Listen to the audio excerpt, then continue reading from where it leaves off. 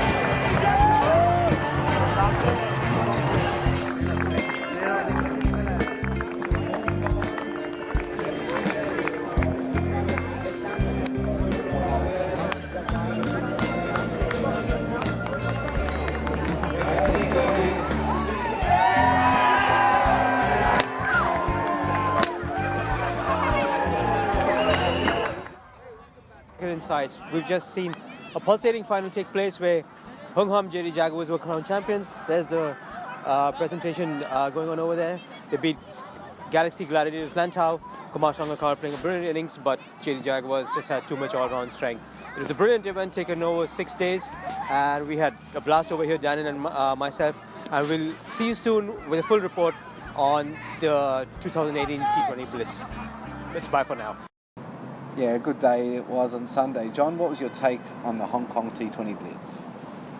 Well, this year there was kind of a bit of the buzz that was missing that was there from last year. I guess maybe the novelty factor had worn off a bit. But also, I think the cricket last year was much more exciting in terms of the number of sixes being hit. The kind of atmosphere that was there at the stadium was kind of missing this year. I mean, there could be several reasons why that happened, but I think one of the main reasons were the players that were there on show last year were more current, like Misbah al-Haq, who was still Pakistan Test captain. You had Chris Jordan, an England international. You had the legend Kumar Sangakkara, who returned again this year. Marlon Samuels.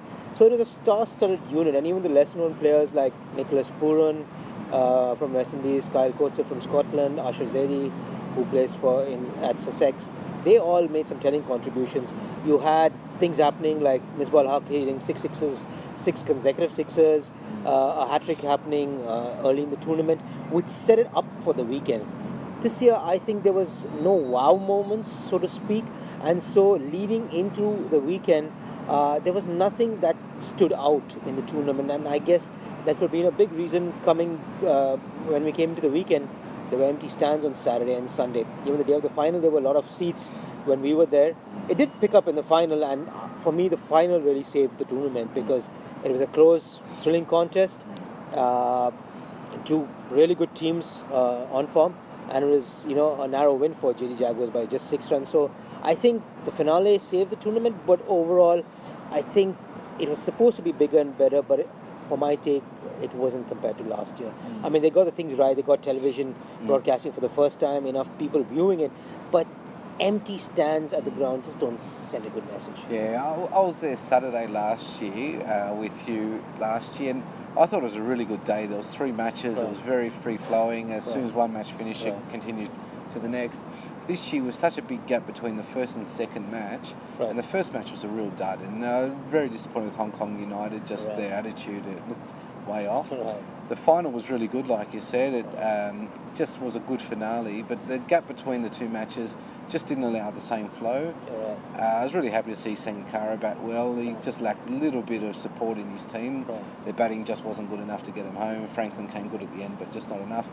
And good final, but I tend to agree with you. Probably just not the same tournament it was last year. And I think going forward, the franchise owners and Cricket Hong Kong definitely would have tried to have made it bigger. They procured the signatures of Chris Lynn, T20 sensation all over the world. Big Bash's breakout star this year, Geoffrey Archer, but there are no shows.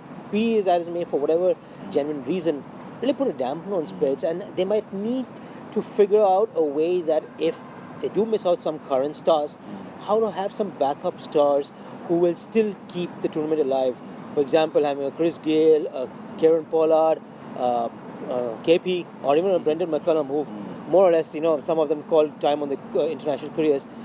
I'm sure they've been trying for years, but they need to ensure that at least enough big names are there that even if one or two miss out, the tournament is still high profile. Yes. And I think that's the thing they need to get right. Apart from the scheduling, I think March last year was brilliant, but I think this year moving it, a month forward, coming as close as it is to Chinese New Year, where people leave the city, I think the scheduling also would have to be worked out. But I think they would have assessed the situation this year, and I think next year will definitely be bigger. Yeah, I think someone like you said, like KP, who can sort of divide people, right. I think he'll just bring people through the gates. Though, right. So, yeah, definitely.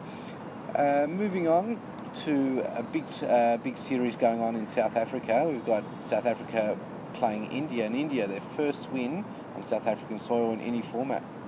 Yeah, it's a big one. I mean, after losing the Test series narrowly as maybe 2-1, I think they've really, really showed that, this is a team which will create a great legacy as it goes forward. And Virat Kohli is making sure, leading from the front to ensure that happens. I mean, to have South Africa down 4-1 on home soil is unheard of. Yeah. I mean, and even if it was the previous match that they won, if it wasn't a rail curtailed one, who knows? Yes. The way the Indian spinners have been running rampant, I mean, it could have easily been 5-0. Yes. But India have really come out firing, saying the Test series happened, let's put it behind them. The one-day series also count and not brood. And they've really learned to pick themselves up. If you remember in previous tours, if they start badly, Indian teams, they would just go downhill even faster, right? And they would lose a Test series 3 or 4-0. They lose the entire one-day series, and there was no, glimmer of hope. But here they've put that behind them, and they've come 4-1. Captain Kohli leading from the front, 2 centuries, 1.5 century, a good 36 yesterday also before getting run out. Dhawan making 100 and a 50 plus. And finally, Rohit Sharma coming good. So I think the batting, the top order is clicked. I think the middle order still has to pick up. Rahane had one good innings. And the bowling, I think the 2 wrist spinners for India have just been doing all the damage over there. Yes. We know a little bit, especially an Australian fan, knows a little bit about the left arm Chinaman. Right. But the other spinner, can you tell us a bit about him? Yes, Yogendra Chahal has been representing Royal Challengers Bangalore for the past few seasons. And he's somebody who Kohli has seen close by playing for the same franchise.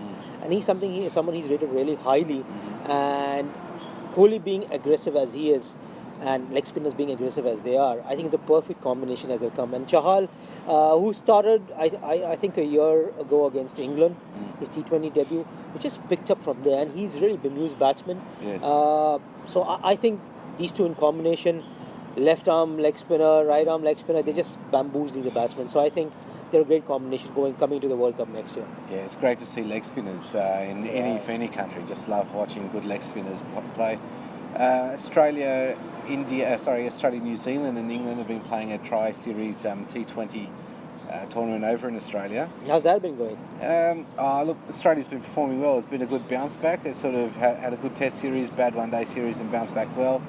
Chris Lynn was impressive in one match. Maxwell's been getting runs. Head has been getting runs. So, Australia as a T20 outfit certainly looks like going into the next T20 World Cup, they'll be a decent show. I guess that would be the aim, right? Considering that's the only tournament they've never won. Yes. They would really be looking to set that record straight. And moving on to cricket in the associate world, the Cricket World Cup qualifiers going on at the moment. Canada and Nepal sitting right at the top. Namibia, Oman and UAE also performing really well. Dan, your thoughts on how these teams are really gearing up? It's exciting going into a World Cup. Canada and UAE have been there before, and we know they've got a bit of a history in cricket, but Nepal we haven't seen in a World Cup before, so it'd be great to see them part of the action. Right, absolutely. And to round it all off, Afghanistan have once again beaten Zimbabwe, this time by 5 wickets. Their star leg spinner Rashid Khan has once again nabbed a bagful of wickets, 5 to be precise, and they have moved ahead Zimbabwe in the World ODI rankings, slotted at number 10 right now, so that's huge. Yeah, well, India and Afghanistan, the big movers in this week, and it's great for India to be on top, but great for Afghanistan to be in the top 10. Absolutely, absolutely. So that's all the cricket action that's been happening here last week. We got some big news coming up in the coming weeks, so stay tuned for that. For now, it's bye from Cricket Insights.